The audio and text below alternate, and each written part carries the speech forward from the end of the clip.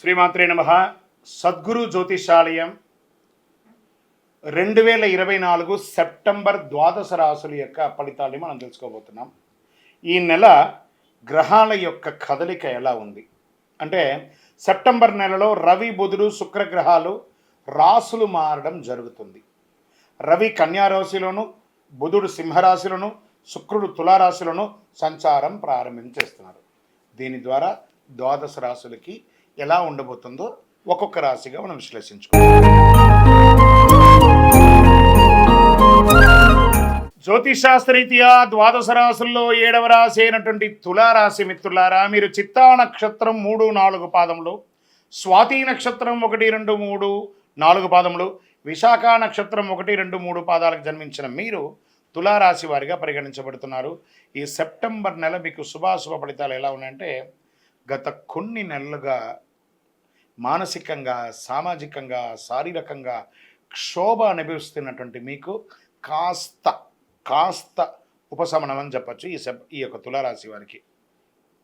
బుధుడు 10వ ఇంటికి, 5వ ఇంట్లోని శని తిరోగమనంలో, 11వ ఇంట్లో సూర్యుడు, కుజుడి నెల మొత్తం 9వ ఇంట్లో, 12వ ఇంట్లో రాహు మరియు కేతువు, బృహస్పతి 8వ ఇంట్లో గ్రహాలు ఉండడం వల్ల ఫస్ట్ ఉద్యోగులకు తీసుకుంటాం. జీతభత్యాలు పెరిగే అవకాశాలు ఉన్నాయి, రాబడి పెరిగే అవకాశాలు ఉన్నాయి.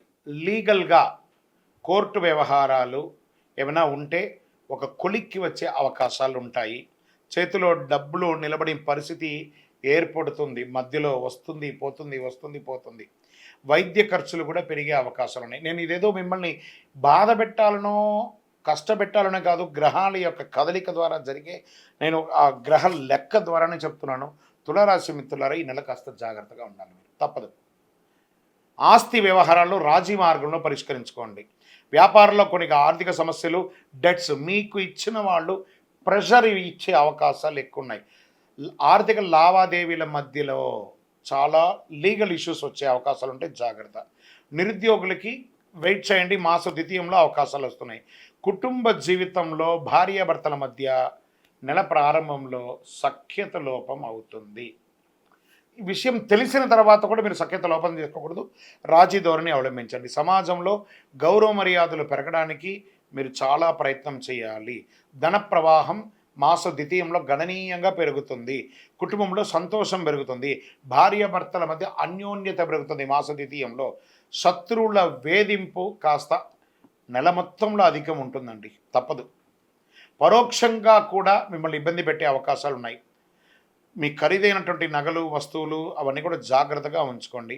ఇంట్లో వస్తువులు దొంగలించబడే అవకాశాలు ఉన్నాయి. కార్యాలయంలో ఉద్యోగం చేసే చోట కాస్త అపశృతి వచ్చే అవకాశాలు ఉన్నాయి.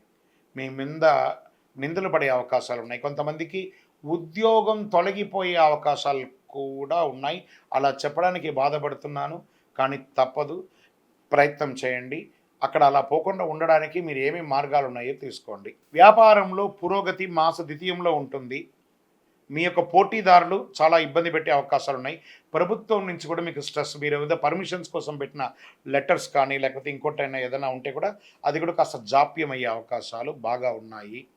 క్రీడాకారులకి సాహసోపేతమైనటువంటి క్రీడలో పాల్గొనేటప్పుడు చాలా జాగ్రత్తగా వ్యవహరించండి. మానసిక ఒత్తిడి, స్ట్రెస్ పెరుగుతూ ఉండడం వల్ల కొంచెం మైగ్రేన్ లాంటిది మీకు వచ్చే అవకాశాలు ఉన్నాయి. దినచర్యను మంచి చక్కగా వ్యాయామం లాంటిది చేయండి. ఈ నెల కాస్త ఇబ్బందిగా ఉంది కాబట్టి ఏదైనా తీర్థాటనం, క్షేత్రానికి వెళ్ళి ఇష్టదైవాన్ని ప్రార్థన చేయండి. రాజకీయ నాయకులకి ఇది గడ్డు కాలం, తస్మాత్ జాగ్రత్త. షేర్ మార్కెట్ అసలు ముట్టుకోవద్దు. మీడియా రంగం వారికి కూడా మిశ్రమమే. ఐటీ రంగంలోనే చాలా మార్పులు జరగబోతున్నాయి. తులారాశిలో ఉన్నటువంటి ఐటీ రంగంలో ఉద్యోగస్తులకి ఒకటి, మీ ఉద్యోగం వదలడం జరగచ్చు, లేదా ఉన్న ఉద్యోగంలో నుంచి పై పదవికైనా కింది పదవికైనా వెళ్ళొచ్చు, లేదా ఈ ఉద్యోగం మార్పు అయినా జరగవచ్చు. వివాహం కాని వారికి ఇంకొక నెల వెయిట్ చేయండి. సరే, ఈ నెల మంచి రోజులు ఏమైనా ఉన్నాయి అంటే, సెప్టెంబర్లో 3వ తారీఖున, 6వ తారీఖున, 9వ తారీఖున, 12వ తారీఖున, 15వ తారీఖున ప్రతి 3 రోజులకి ఒక రోజు బాగుంది. చంద్రాష్టమం సెప్టెంబర్ 22, 9, 2024 6:09 ఉదయం నుండి 24, 9, 2024 9:55 ఉదయం వరకు చంద్రాష్టమం ఉంటుంది. చాలా జాగ్రత్త. ఆల్మోస్ట్ ఆల్ ఈ నెల బాగాలేదు. అందులో ఈ 2 రోజులు ఇంకా గట్టిగా బాగాలేదు కాబట్టి జాగ్రత్తగా ఉండి. గురువారాల్లో దక్షిణామూర్తి ప్రార్థన చేయండి. గణపతిని ప్రార్థన చేయండి. గం గణపతిని మహానుభావ, గణపతి అనుగ్రహం చేయండి. ఏకదంత లంబోదర విఘ్నవినాయక. ఎలాగూ సెప్టెంబర్లో చక్కగా వినాయక చవితి వస్తుంది కాబట్టి ఆ వినాయక ఆరాధన చక్కగా చేయండి. ఆ మట్టి గణేశుని ప్రార్థన చేయండి.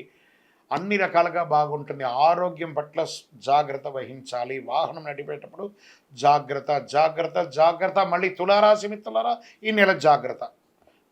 మళ్ళీ చెప్తున్నాను, జాగ్రత్త.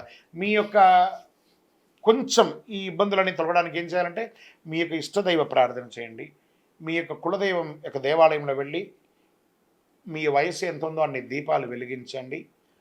ఓవరాల్ గమ్ అంటే చూసారా పెదాలు ఎలా మూసుకున్నది, గమ్ గణపతి అని సైలెంట్గా ఉండడానికి ప్రయత్నం చేయండి. అన్నీ అవే సర్దుకుంటాయి.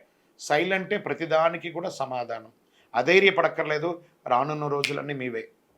చాలా రోజులు మంచి మంచి రాబోతున్నాయి. మంచి మంచి రోజులు రాబోతున్నాయి. కాస్త ఓపిక పట్టండి. మీ యొక్క సంపూర్ణ జాతకం తెలుసుకోవాలనుకుంటున్నారా? మీ పరిసర ప్రాంతాల్లో ఉన్నటువంటి జ్యోతిష్ శాస్త్ర నిపుణులను సంప్రదించండి. లేదా మా ద్వారా తెలుసుకోవాలనుకుంటున్నారా?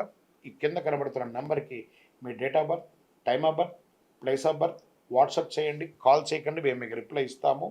కరుంగాళి మాలను ధరించండి. అన్ని రకాలైనటువంటి ఇబ్బందులు తొలగుతుంది. విజయోస్తు.